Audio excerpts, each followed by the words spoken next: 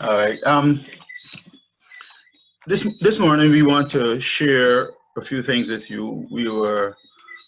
The assignment is to um, give you two presentations. Um, in the two presentations, you will hear from both of us. You'll hear my voice most of all, I imagine. Um, so as we share, I really hope that you will take notes. I understand it's seminar style, which is good. Means I don't have to work myself up and sweat. That is good.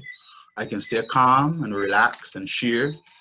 But generally, though, when I am making presentations, it is always good to take notes because um, I give information. I give information, and it is important for you to take notes so that you can remember the information that is shared with you. So um, I don't know the audience too well. I didn't ask because I figured it wouldn't have made a difference one way or the other since I'm far away. There's no way you can bring me any harm. I am far. When I'm ready, I'll turn off my computer and I'm gone. So there's no harm or hurt you can bring to me. So, so I'm not in any way fearful. I am good. Um, but you need to take some notes as we share information with you today. We'll begin this morning. I'll begin by sharing the screen and you can write stuff down. I'm not going to have too much of fancified PowerPoints because I need for you to write stuff down. Can I go ahead and share my screen, Harriet? That's fine, Pastor. Oh, okay, good, fantastic, fantastic. So, staying together, staying together is the first slide, and then because this is what I was the topic I was given, and then the second one is staying together too. So it's part one and part two of staying together. All right. Pray with me, please. Father in heaven, we're so thankful for the hours of the Sabbath.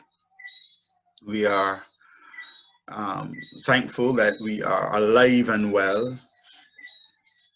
And this morning we are honored, Esther and I, to be able to share with the saints way over the waters on this critical topic. We are still in the time of COVID. We don't know when we will be exiting, but we are thankful anyhow that amidst it all, you have kept us.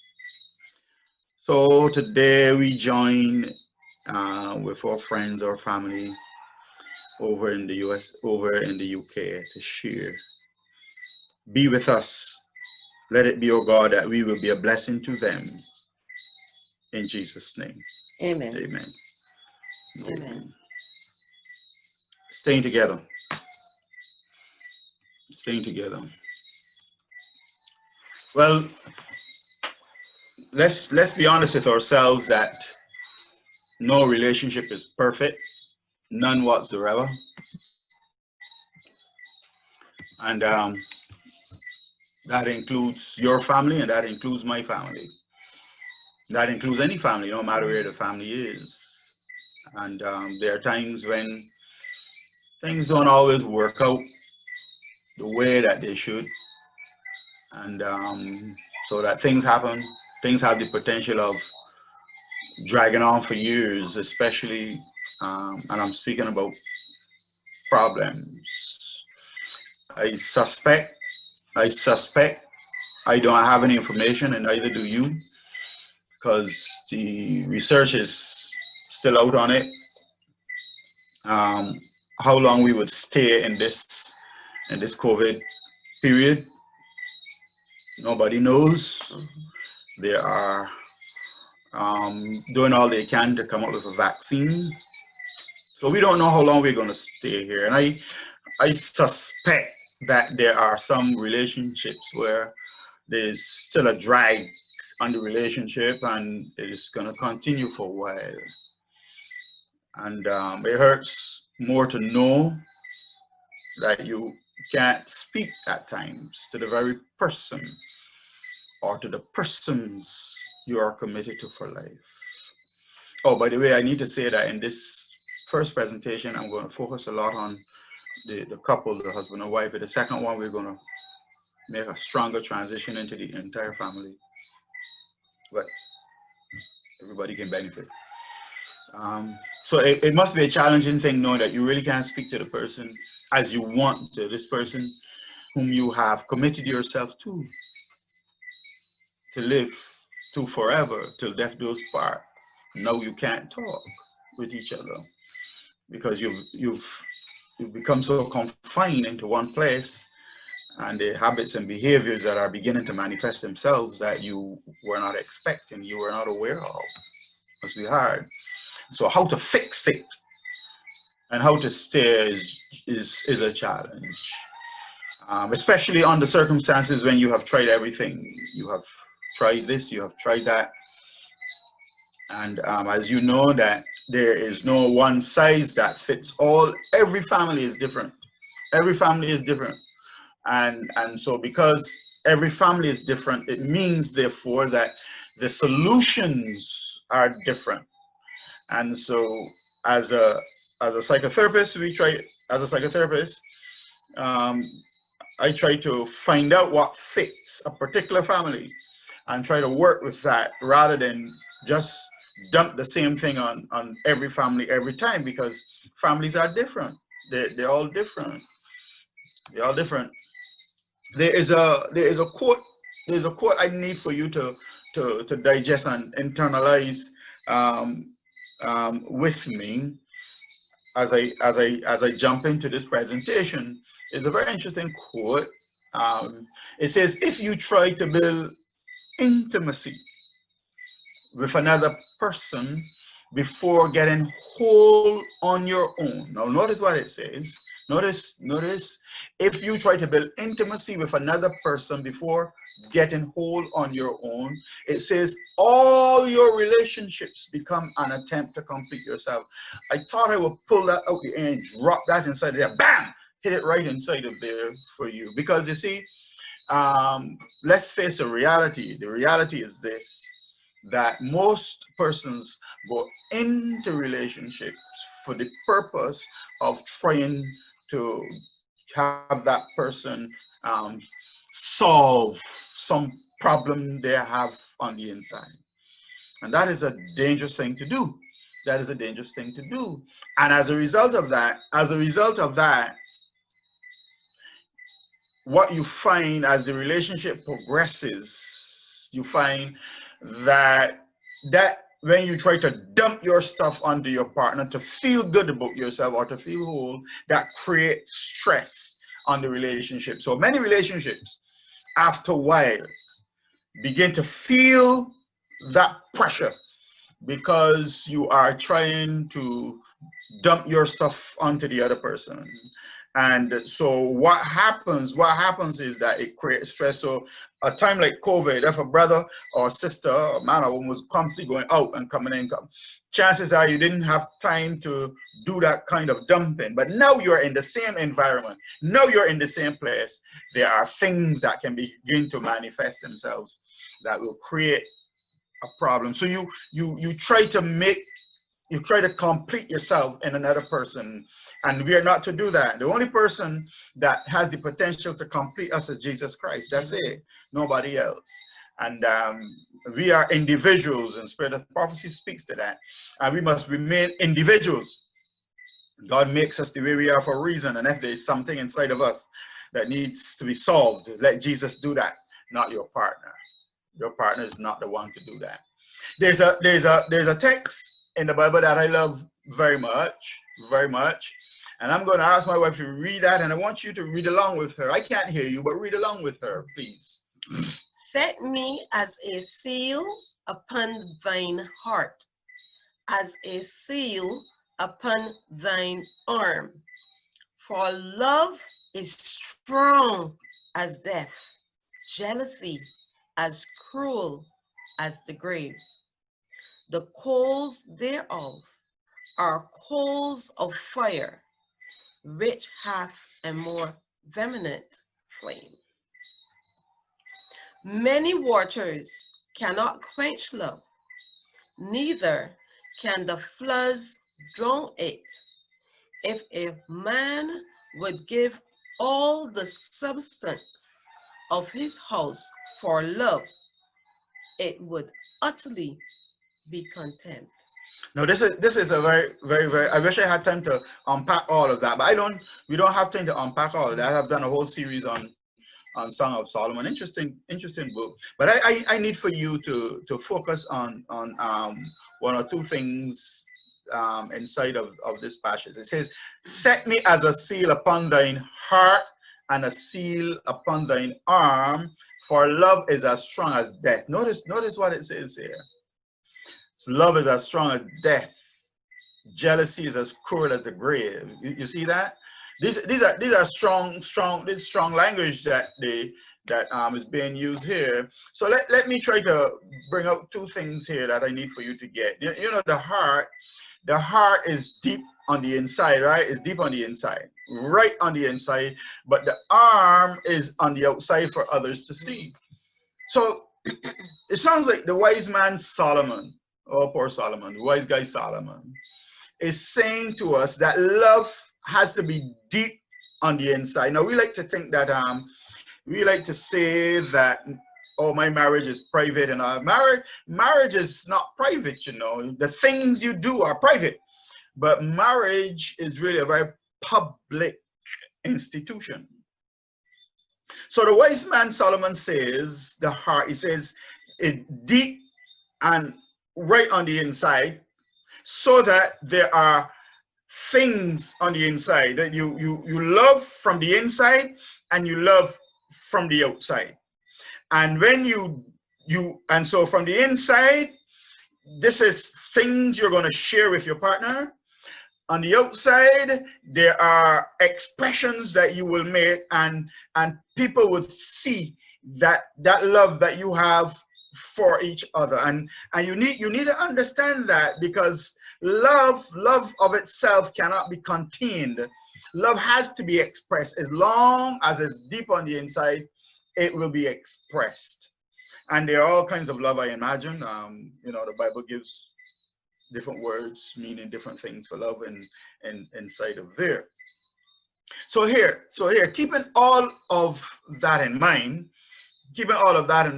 watch this now and pay attention here to me. So there are two images that are permanent that are presented in this passage that I've just read. Death is permanent. I don't know of anybody who came back to life after they've been dead. Maybe you know, right? And the flame of the Lord. These two things, they are permanent. They're not going to go away. So somehow this the wise man Solomon is saying, when I love you, man, I'm loving you strong. I'm not letting you go. In other words, when I love you is permanent. It's permanent. The death do us part kind of a thing. So if therefore death is permanent, if what this wise man Solomon presents to us, death, permanent, the flame of the Lord never go out. If there's any truth in that, if you say you love someone, then you are saying to the person, it is permanent.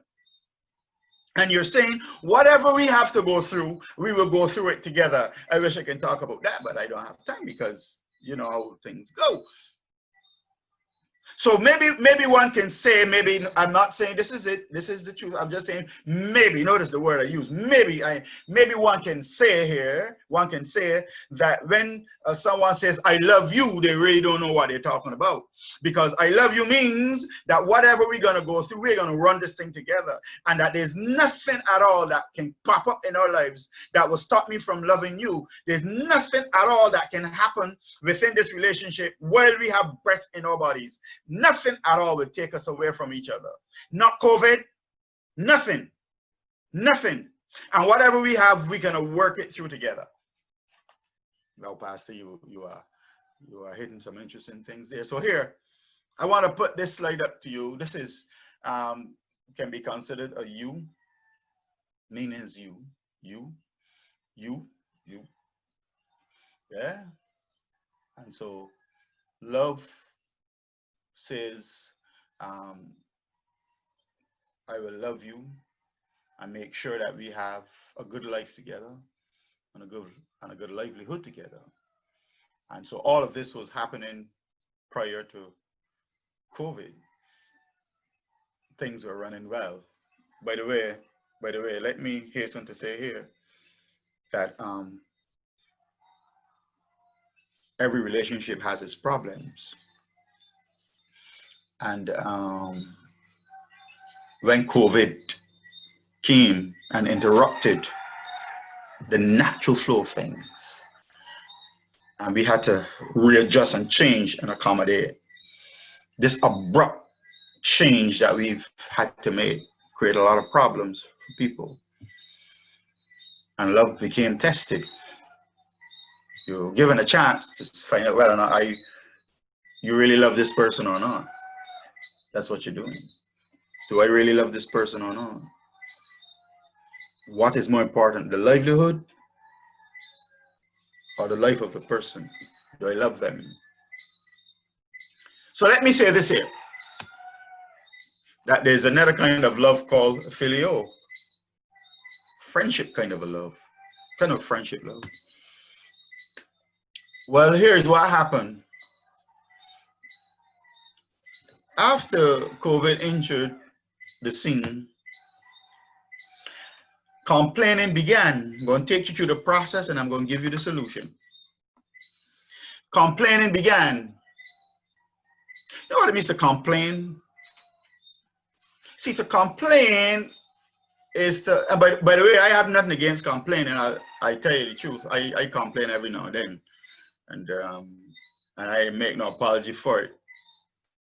Because when my wife is not giving me the kind of attention that I need, I complain.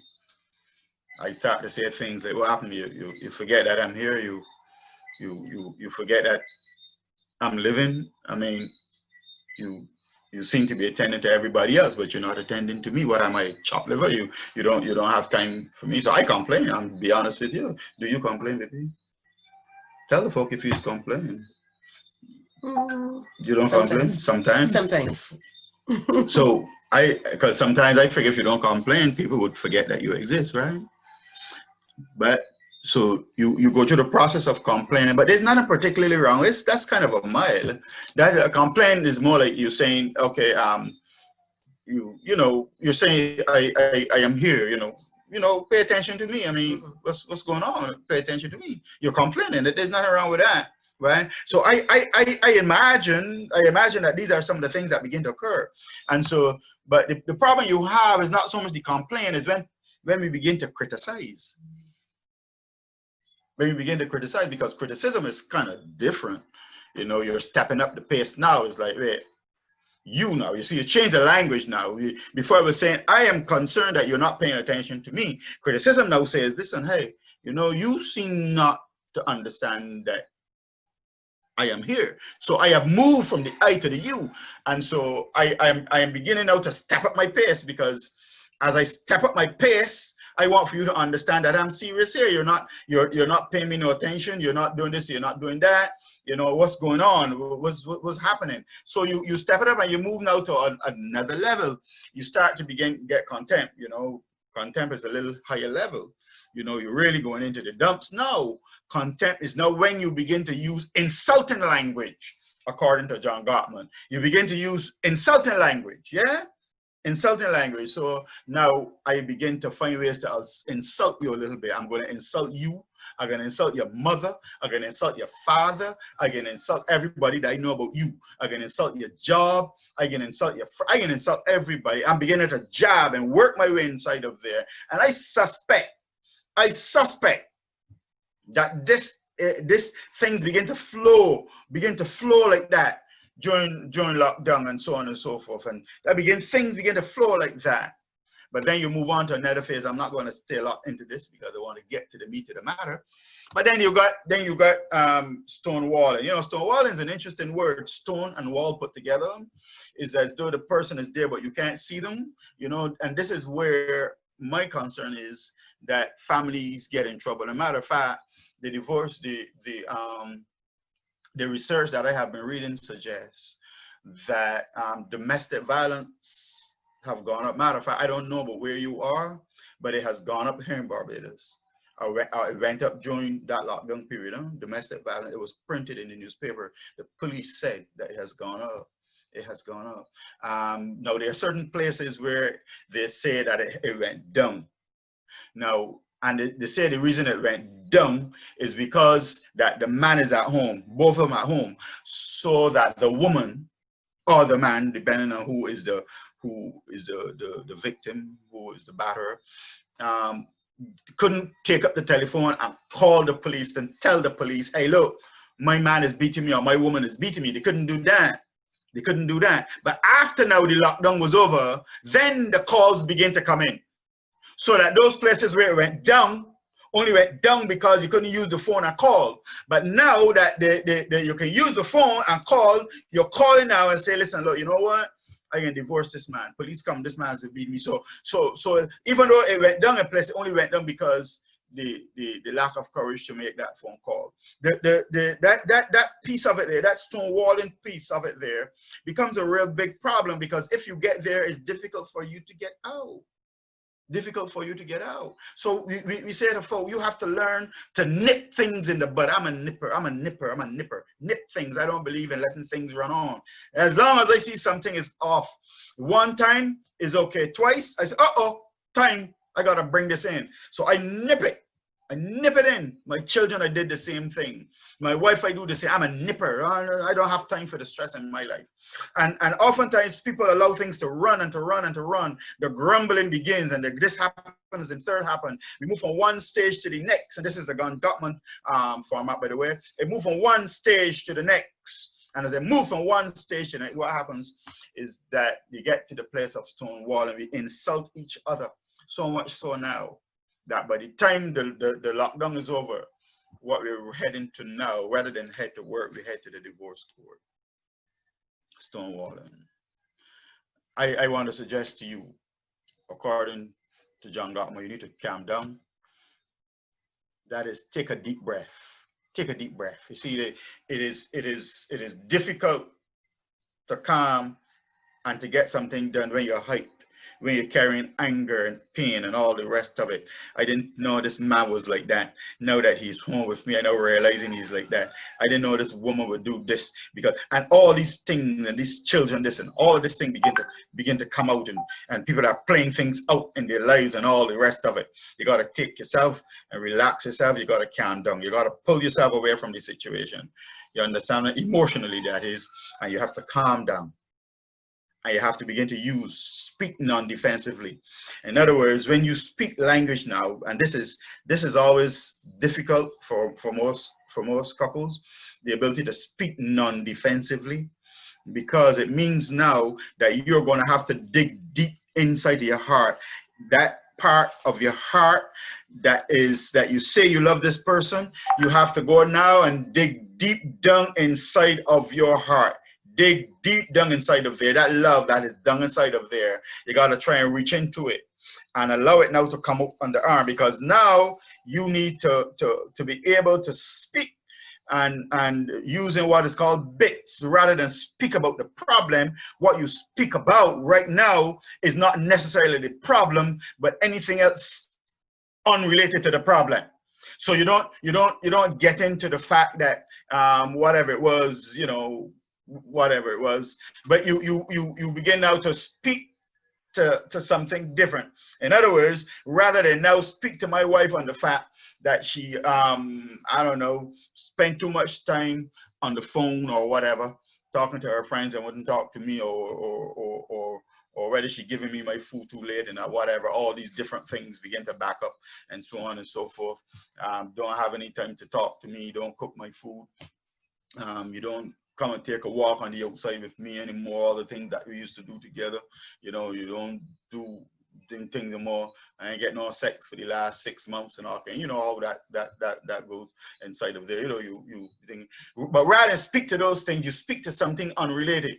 You begin to talk about the plants that you have on the outside, you know, that are growing, you know, and you water them. But I realize now that there's some caterpillars running across them, you know, eating the leaves. So I'm concerned. I know we wanted organic stuff, but that time the man or the woman ain't listening to you anyhow, but you're talking anyhow. But you're not speaking angrily, you're not speaking hostilely, you're not doing any hostility, you're not doing any of that stuff. You're speaking unrelated to the matter, because what you're doing is that you are trying out to break down the walls. You're trying now to use to create an environment where at least we're talking, because one thing you should never ever stop doing is talking. Never stop doing, because the line of communication must always be open up. If there's no blood in your body will die. If there's no more communication in the relationship will die. So you keep things opened up so that the conversation can keep going. Little bits here. The person may not be paying no attention to you, but that's fine. That's fine. You know, because there's hurt taking place at both places. It's just that you have this strong desire to connect, and you decide, rather than allow what is done inside of you, that part on the inside of you, to create problems and so on and so forth any further, and allow that anger, that hate to fester, you decide, you know what, let me talk.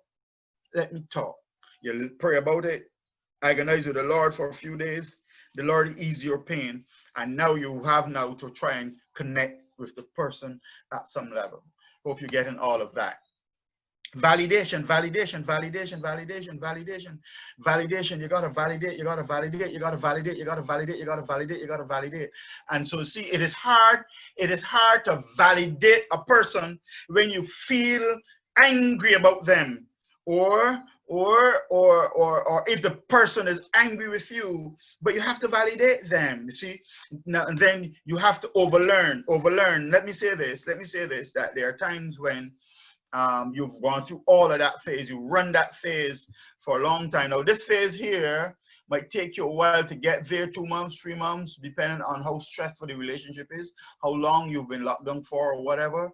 So here is also going to take a while. This bottom piece here is going to take a while, because it took a while to get through here. A lot of stuff happening, and it's going to take a lot of while to move from here. Calm down. You calm down. Speak non-defensively. Validate. It's going to take a while to do that. It's going to take a while. So when you get to the place of overlearning, right up inside of here, now if nothing changes, you go back to calm down again and come through. And you might have to run that a number of times before anything begins to happen. You're praying, and as you are praying, you're crying out to the Lord. If it, let's say, is a man, let's go with the, I don't know, but it, you know, they say that both men and women give trouble. You know, both men and women give trouble, so that's understandable. So you get down on your knees and you pray, and you say, Lord, I want to thank you for my husband, you know, because he's really a good man. Before we were locked down and shut down in a house like this, he was really taking care of the family really nicely. He was really looking after us and making sure that we're good. But you know, he's under some stress, Lord. He's under some stress, Lord.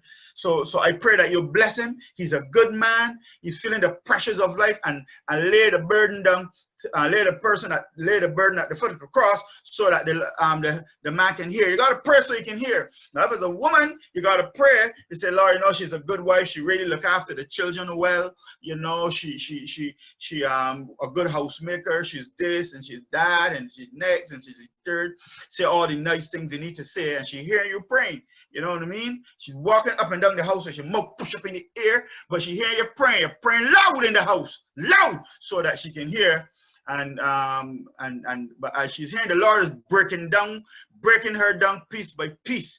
The Holy Spirit, like we studied this week, is working on her heart and breaking her down. And the more you do that, never give up doing that. Never give up doing that, because the power of God is able to do it. You can't do it on your own. You're going to have to let the good Lord do that for you. And when you do that, you'll discover that somehow the Lord is going to start breaking her down, or breaking him down, piece by piece. Piece by piece. Now, let me give you, having given you all of that, let me give you some tips. Now, keep in mind that some of these may not work for you because, like I said, there's no one size that fits all. No one size that fit all. So you have to try this. If it doesn't work, try something else. Now, Harriet told me about some that you all been having programs similar, and she wanted me to, I gather, give new information, but there's nothing new under the sun. I don't know where she was getting that one from. There's nothing new under the sun. There's certain things that just have to be done. But I'm not going to repeat some of those things. Just know that. Now, the real difference between families who stay together successfully and those who don't is the emotional climate developed among them. Sorry about that. Developed among them. The emotional climate. A lot of this is about emotions because we detach ourselves emotionally first, and then we detach ourselves psychologically. So you're going to have to pull the emotion back in. All right. So oftentimes is this emotional disconnection that is the problem. In other words, your repair attempt is only going to work well if you have really been a good friend to that person, especially if you've been a good friend like prior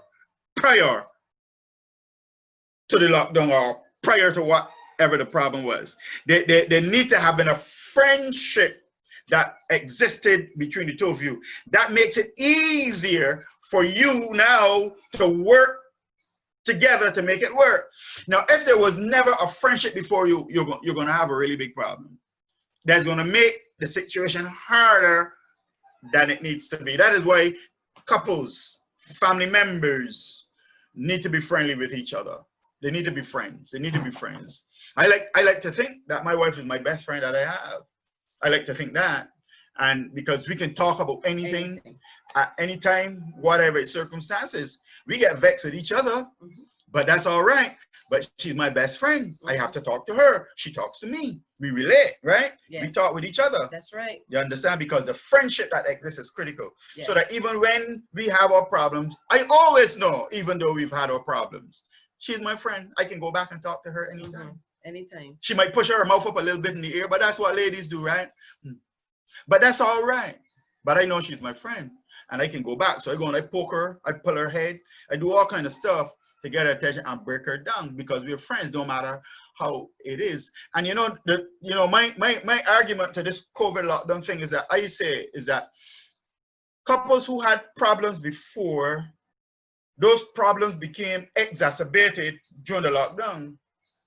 But like those who didn't have problems before and were working together, to my mind, I haven't seen anything that told me that these are the ones that went really bad. You understand? Because during the lockdown time, things got better. We find so many things to do. I mean, my wife went to work most days, being her profession as a dietitian. She went to work both days, but at the time she was home as well. And we had a good time. It's like, wow, what are you going to work for? Why not stay home with me? So the friendship is always important. What could have gone wrong really went wrong during COVID. So here, you got to learn to laugh because couples don't know how to laugh, and they need to learn how to laugh. Humor is critical. Let my wife speak to that because she likes humor. I'm a serious man. Using humor, but not at the expense of your partner. So you want to be able to have that light moment. I remembered yesterday we were coming in the car driving, and we were talking about, or I think it was about our grandson and something he had said, and it just made us laugh. You want to incorporate humor. Then when you laugh, those healthy endorphins are being released, and it takes less muscles to frown, more muscles to frown, and less muscles to laugh. So laugh. Asking your partner what they need from you right now. It's important to be able to have that conversation, to be able to know, what can I do to help? What is it that is needed? He just want to hug me. What can I do to help you to feel better? So you have to be able to ask your partner what they need. And then you want to validate your partner's feelings. It sounds like you're feeling hurt. And like Pastor said earlier, you want to use the I statements rather than the you statement. Very good. And that's very, very important, because if you're gonna bring persons to to feel better about themselves, because if someone loses his job or her Yes. job, Yes. time, they're gonna feel sad, especially a man True. that is Yes. Providing for the family. providing for the family. Yes. And now he can't go out to work. He's gonna feel a little down. Yeah, he He's gonna will. feel a little sad, Yes. even to the point of some mild form of depression or something like that. Right. And so to validate his feelings, say, I know, sweetheart, it's really bothering you that you cannot get out to work. The money is getting low, and so it's really bothering you. Just know I'm here for you if you want to talk. So you validate, let the man give an idea, the man an idea as to, or a woman, depending on who it is, as to let them know how you're really feeling about the situation, Right. so that they know that at least you're in there with them. You've actually opened the door. Open the door. Yes. to have a conversation. Yes. Have a conversation.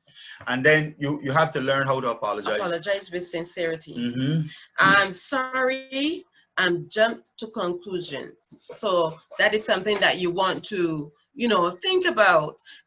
Sometimes people have a difficult time saying sorry. And I've heard pastors spoke about a couple, because they did not say sorry, they went to the divorce court because they did not want to say sorry. So saying sorry also helps in making that person, you feel, knowing that you are in there with you, you're empathizing with them.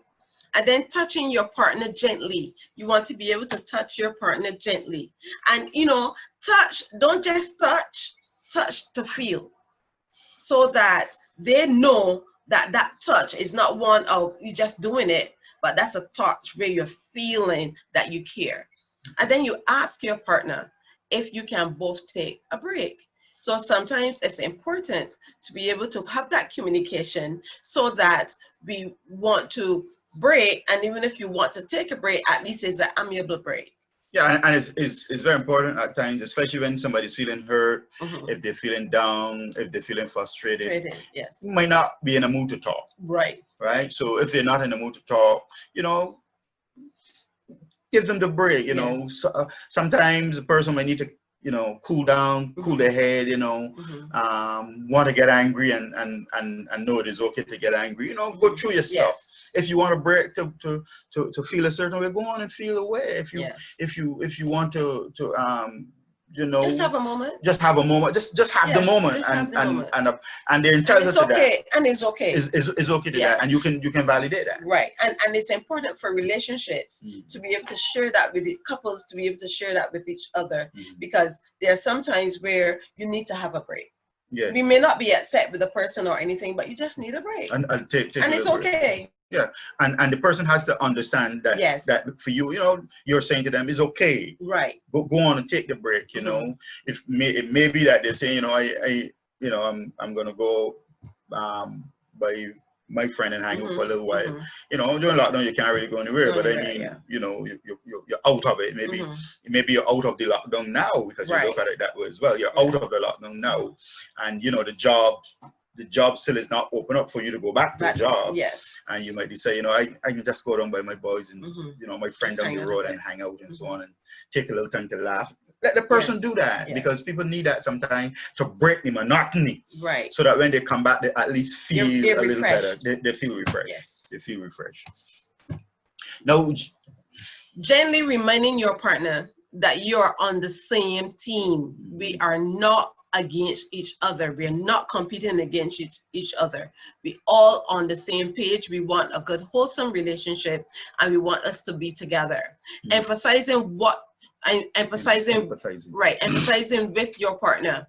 And I would have mentioned that earlier, where if it is that they're going through a situation, you want to be able to rub their back. You want to be able to sit down and talk with them, and giving eye contact is important, so that if it is that you're having that conversation and you're showing empathy means I'm listening, and I'm also seeing, and I'm also hearing what it is that you're saying. If I were in your shoes, I understand that you will see it that way.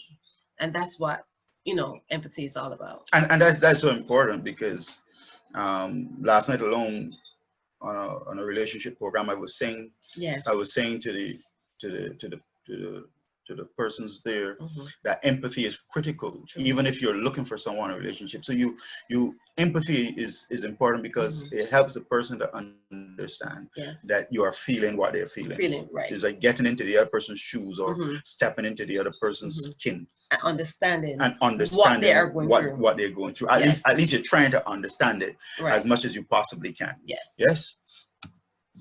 Taking responsibility for your behavior or part in the conflict. Mm. So it's not only your spouse's fault, but you have to take responsibility for that conflict, whatever that situation is. Own up. Mm. And by doing that, you're also validating, because then the spouse is realizing, you know what, this is not only my fault, or I'm not the only bad person in that relationship with the situation.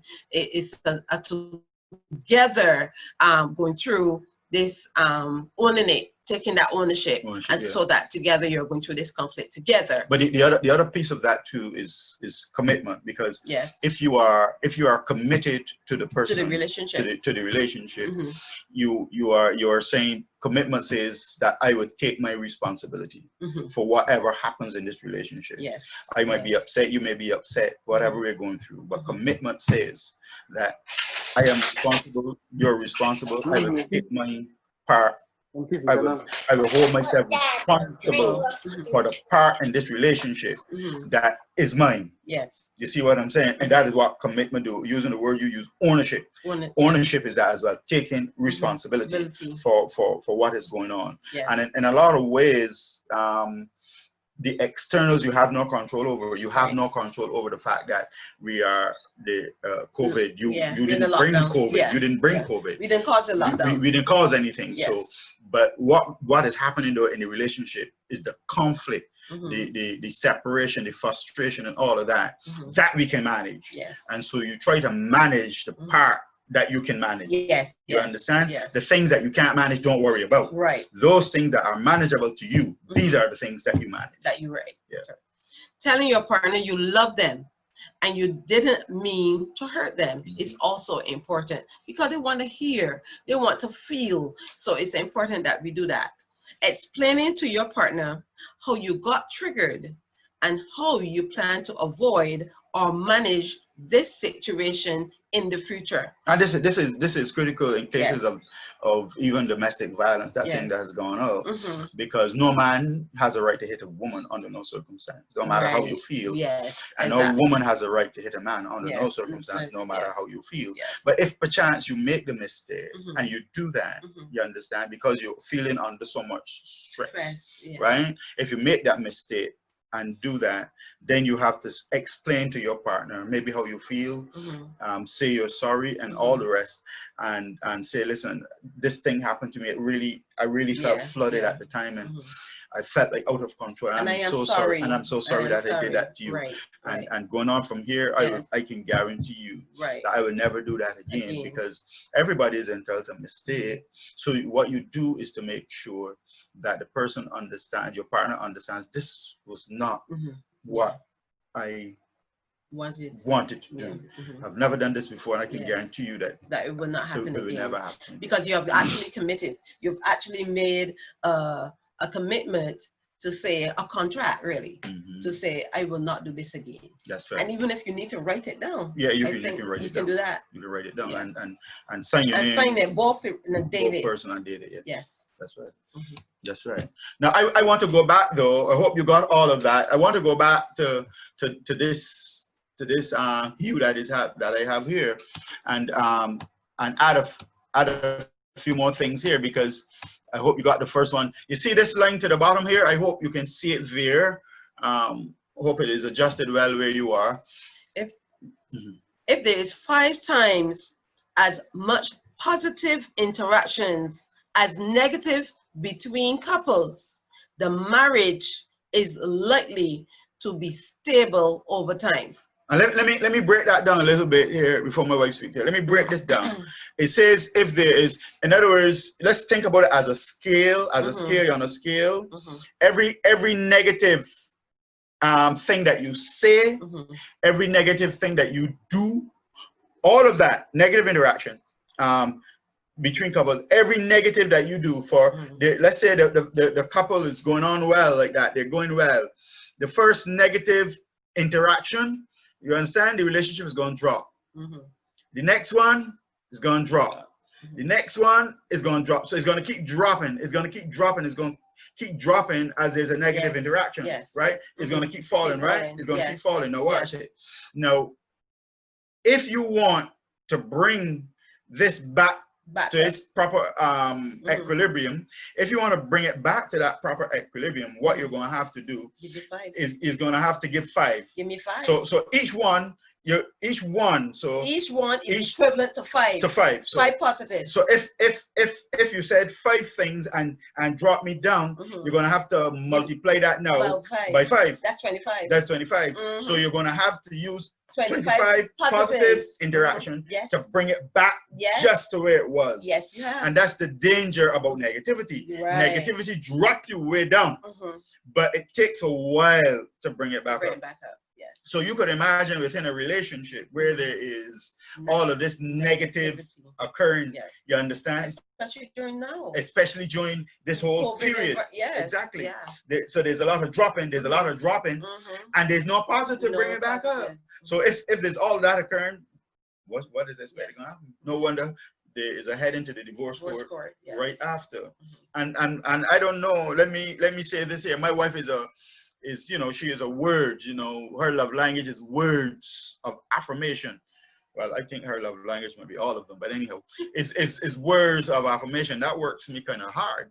As a brother, I want to say things, right? But you can't, because I understand that if I don't use my words right, but I've mastered it now. We've been married for 34 years. I've mastered that now. But I have to be careful. But I still have to be careful because I understand the words that I use are going to impact her. They can also bring down. And wear her down. So I don't use those kind of words. I've learned over the years the words that I'm not supposed to use. It's because, listen, I don't really want no trouble in my life. So if all this negativity is going to drop us down, I don't want all of that. So I stay with a positive. I mean, I say what I have to say at times, but not enough to create that kind of a wave of balance. You see what I'm saying? So the reality in all of this, don't get me wrong, we're no perfect couple here now. I ain't easy to live with now. Don't get me started on that one day right now, right? But the thing is, you learn how to live and how to relate, understanding the person, so that the relationship doesn't drop too far down where it makes it impossible for it to return. Yes. Okay. So for every 5, and this Dr. John Gottman, by the way, he's saying for every 5. For every 1 negative, is going to take 5 positive to bring it back. And you try this method, you're going to discover that it really works. And we used to do this with our children, when our children were growing up. My wife would speak to that better. Yeah, there are times where, children would always have a conflict or have some disagreement. And, we would always say to them, okay, well, tell your brother 5 positives, or tell your sister 5 positives. And this even goes into you of yourself, where some person will come to you. We are in lockdown. We have gained some extra around certain areas that we don't want. No, you're gone out now, and people are seeing you and saying, "Wait, you gained weight." So what you do? You pull them back though. Tell me 5 positives. So it's not only a tool that can be used with couples. It's effective with couples, but it can be used with children, and it can be used for yourself, to build your own self-esteem and to make sure that no person weighs you down. Very good. Very good. All right. So we're coming up to the end of this presentation. So what happens is then that when you learn to do put all those things into practice that we've just shared with you, I told you need to take notes. I hope you did. When you made me get up fairly early this morning, and I don't get up early all willy-nilly now. So if you get up, I got up so early this morning, take notes. Take notes. And write it down. Yes. And practice it. And practice it. Right? So that you can say, I tell Pastor Selman that his getting up early in the morning was worth it, because there you go. you know, Yes. this thing working that way. So when you practice all of that, there's going to be a measure of warmth And acceptance. and acceptance that you're going to find gradually coming back into the relationship. It'll take a while. You're starting to feel to hug. You're starting to feel to come a little close. Mhm. You know, you want to touch. You know, you want to sit down in the chair rather than feeling like you in Africa and one person is in England. You know, you have that bond, that connection started coming back. You're beginning to feel it. Feeling. Feel it on the inside. It's like I yes. want to get close to this I person want to again. be close to you. Yes. Yes. Very good. Very good. And then there's a vulnerability, and Mhm. vulnerability is a very, very serious thing. You know, Yes. vulnerability is critical. Sure. Inside of that vulnerability, there means now the things that we used to talk Mhm. about, we can now begin to talk about them again. And you can feel to share. You can share You willingly can share without reservation. without reservation, because Yes. now you say this, you know, this is my friend again. Right. And notice I have filio. I Mhm. have filio down here because Mhm. filio is critical, and I discussed that friend. I didn't go back to it again because Mhm. I mentioned it earlier in some detail. The significance of friends. Mhm. The Bible says things that if a man must have friends, he must first show himself to be friendly. Mhm. So you have to begin to demonstrate friendliness with your partner. It's friendship that gets you out of this piece, this bottom piece here. When you develop friendship, it gets you out of this. And all of what I shared with you down here is designed to build back the Mhm. friendship that exists prior. You're bringing it back into the relationship. If you never had it before, this can also bring that friendship in, Mhm. because you need to have that friendship within the important. relationship. It's important. It's very, very important. My wife is my lover, but she's my friend first, Mhm. because I want someone to talk to. Am I your Yes. friend, by the way? Yeah, best friend. Best friend. Best friend. That's right. Because that friendship is critical.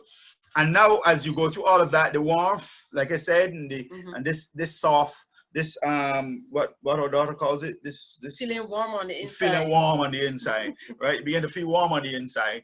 Then you move to the place of vulnerability, and vulnerability is that place now where you're really reconnecting. Yes. Reconnecting. You're reconnecting. You feel comfortable. You don't feel scared. You've already had that contract, so you know you're not gonna hit me again. You understand? So you want to, and you really want that, because we are social beings, and we want to be able to have that aspect in our relationship. That's right. So you can now walk and hold hands again like yes, you used to. we can walk and hold hands. You can now have sex again, you know? Yes. That's right. Mhm. And so, because vulnerability says, I am now exposing myself to you, Mhm. and I I feel safe with you, Mhm. and I feel safe with you. And that's what you want, that Mhm. get to that place of vulnerability. Because in relationships, persons must be right here, oopsie. And vulnerability, you know, persons must feel as though they're wanted. Yes. They need it. They need it. And you're not holding anything back from me anymore. Right. Yes. You've been praying about it. Now you get into the place of prayer. So Mhm. there's Worship. spiritual Yes. vulnerability, there's Mhm. sexual vulnerability, there's financial vulnerability. Mhm. All these things begin to Yes. play back into the relationship. Yes. Mhm. Yes. There's contentment. Contentment. Happiness. Yes. How you feel about happiness? I love to be happy. Oh yeah. Yes, it makes me feel safe. I also feel, you know, it like it does something inside your body that it comes out. That deep heart thing that Heart, Song yes. of Solomon Feeling talk that about. yes, yes. Okay. You're So you content. you feel contented. So you're contented now with the way things are. Yes. You may not gotten back a job though. That's okay. Things may be At still least wrong. I have my wife and I have my family. Okay. All right. Yes. Okay. So you're contented with the relationship. I'm contented with right? the relationship. And so long as the relationship is together, you feel as though we can now work things out right. together. Right. Yeah. You know. And now I can think. So then I may think about other ways in which I can make money until I can start back my job. Very good. Yes. Very good. And you know, the Bible says two are better than one. Right. So now both of you can put our your heads together, and come up it. with a solution. Beautiful. Yes. Beautiful. Beautiful. Beautiful.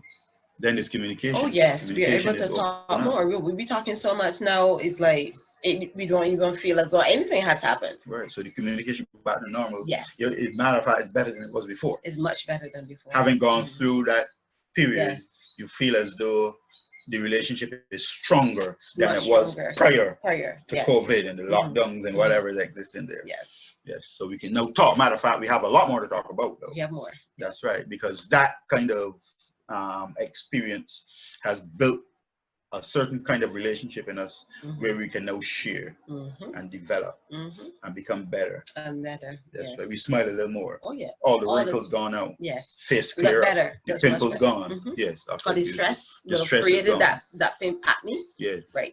So now you don't have it no more. The stress. Because the stress is gone. Slow down the fat syndrome. Yes. Yeah. Slow down the gray hair syndrome. Yeah. All that kind of stuff.